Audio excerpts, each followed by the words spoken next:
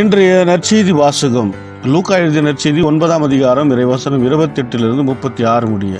இவற்றையெல்லாம் சொல்லி ஏறக்குறைய 8 நாட்கள் ஆன பிறகு இயேசு பேதுருவையும் யோவானையும் யாக்கோபையும் கூட்டிக் கொண்டு இறைவனிடம் வேண்டுவதற்காக ஒரு மலை மீது ஏறினார்.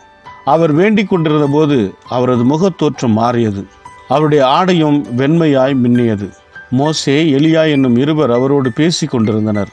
மாட்சியுடன் தோன்றிய அவர்கள் எருசலேமில் நிறைவேறவிருந்த அவருடைய இறப்பை பற்றி பேசிக் கொண்டிருந்தார்கள். பேதுருவும் அவரோடு இருந்தவர்களும் தூக்க கலக்கமாய் இருந்தார்கள். அவர்கள் விழித்த போது மாட்சியோடு இலங்கிய அவரையும் அவரோடு நின்ற இருவரையும் கண்டார்கள். அவ்விருவரும் அவரை விட்டு பிரிந்து சென்றபோது பேதுரு இயேசுவை நோக்கி, ஆண்டவரே, நாம் இங்கேயே இருப்பது நல்லது. உமக்கொன்றும் மோசேக்கு ஒன்றும் எலியாவுக்கு ஒன்றுமாக 3 கூடாரங்களை அமைப்போம் என்று தாம் சொல்வது என்னதென்று தெரியாமலே சொன்னார். இவற்றை அவர் சொல்லிக் கொண்டிருந்த போது ஒரு மேகம் வந்து அவர்கள் மேல் நிழலிட்டது. அம்மேகம் அவர்களை சூழ்ந்தபோது அவர்கள் அஞ்சினார்கள்.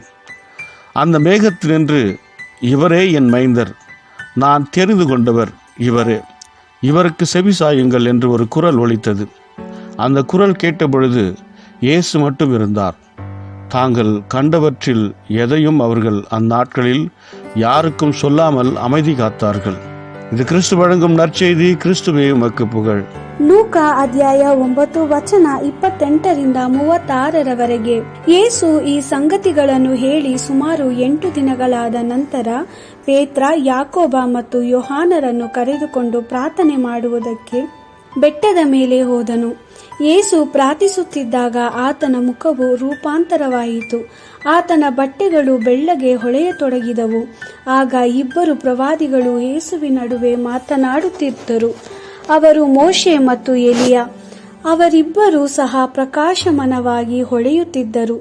ಜೆರುಸಲೇಮಿನಲ್ಲಿ ಸಂಭವಿಸಲಿಕ್ಕಿದ್ದ ಆತನ ಮರಣದ ಬಗ್ಗೆ ಅವರು ಮಾತಾಡುತ್ತಿದ್ದರು. ಗಾಢ ನಿದ್ರೆಯಲ್ಲಿದ್ದ ಪೇತ್ರ ಮತ್ತು ಇತರರು ಎಚ್ಚೆತ್ತಾಗ ಯೇಸುವಿನ ಮಹಿಮೆಯನ್ನು ಯೇಸುವಿನ ನಡುವೆ ನಿಂತಿದ್ದ ಅವರಿಬ್ಬರನ್ನು ಕಂಡರು. ಮೋಶೆ ಮತ್ತು ಎಲಿಯ ಆತನನ್ನು ಬಿಟ್ಟು ಹೋಗುತ್ತಿರುವಾಗ ಪೇತ್ರನು, ಗುರುವೇ, ನಾವು ಇಲ್ಲೇ ಇರುವುದು ಒಳ್ಳೆಯದು.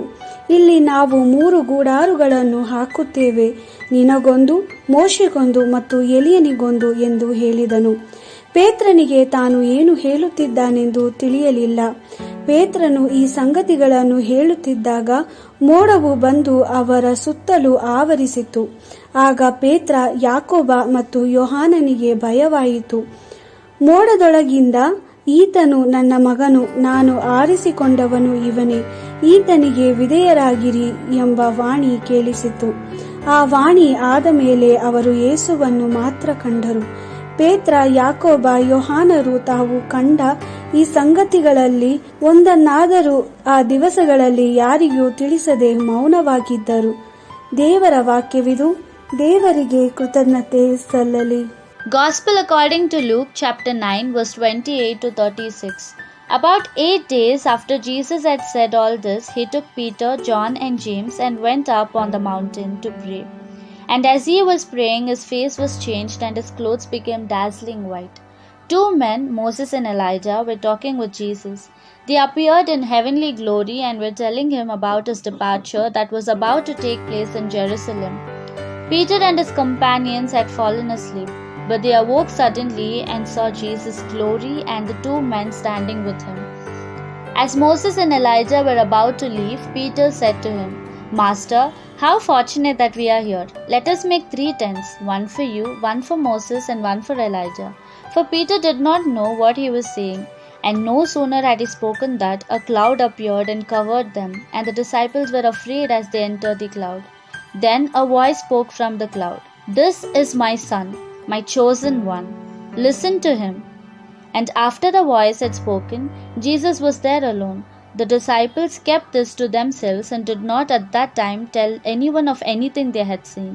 This is the word of the Lord. Thanks be to God.